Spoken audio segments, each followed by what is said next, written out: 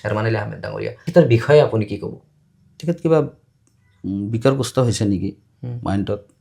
তেখেতে এজন শিক্ষিত মানুহ আৰু যিবিলাক কাম কাজ যিখিনি কৰি আছে, এই গালাগালি আপোনাৰ শিক্ষকে হওক বা আপোনাৰ কিবা প্ৰশাসনিক বিষয়া হওক, যিকোনো যিবিলাক কথা অন কেমেৰাত যিবিলাক কথা কৈ থাকে, এই কথাবিলাক কিন্তু এটা শিক্ষিত মানুহৰ কিন্তু শুবা নাপায়।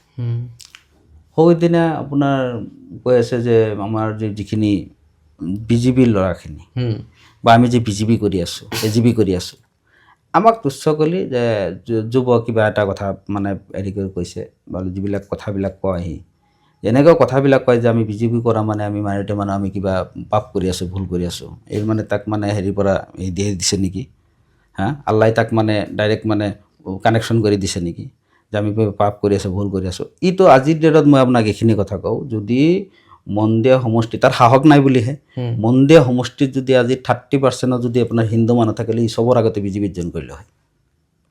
শ্বেৰমানে অপশ্যন নাই, জানে যে ইয়াতে সি জিকিব নোৱাৰিব, তাতে গ'লেতো তাৰ কথাই নাই। কিন্তু আমি কিন্তু ইয়াতে সেই মানে কাম কৰি কিনে আজি কিন্তু আমি ছাপোৰ্ট ল'বলৈ আমি কিন্তু সক্ষম হৈছোঁ, ৰাইজৰ আশীৰ্বাদ পাবলৈ কিন্তু আমি সক্ষম হৈছোঁ।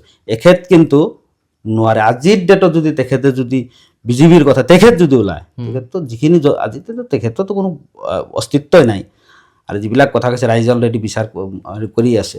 আজি আমাক যেনেকৈ কথাবিলাক কয়, এনেকৈ কয়, কেইদিন আগত কৈছে যে মুছলিম ল'ৰা বিজেপি কৰা মানে কিবা জাৰক সন্তান, তেনেকুৱা কথা কৈছে। এইজন ভদ্ৰলোক আপুনি চিন্তা কৰক, এই মানুহৰ এই এটা বিধায়ক, এটা সাংবিধানিক পদমৰ্যাদাত এটা অধিষ্ঠিত হৈ আছে, তেখেতৰ মুখত যদি এইবিলাক কথা কয়, আপোনাৰ তেখেতৰ ষ্টেটমেণ্ট চাবচোন, আজিৰ পৰা আপোনাৰ 6 মাহ আগৰ ষ্টেটমেণ্টবিলাক চাব যে বিজেপি এজিবি কি কয়, কংগ্ৰেছতকৈ ইডিয়াপতকৈ বিজেপি বহুত ভাল, আমি মানুহখিনি বিজেপি কৰিব লাগে, আকৌ তেখেতে এই কথাবিলাক কয়।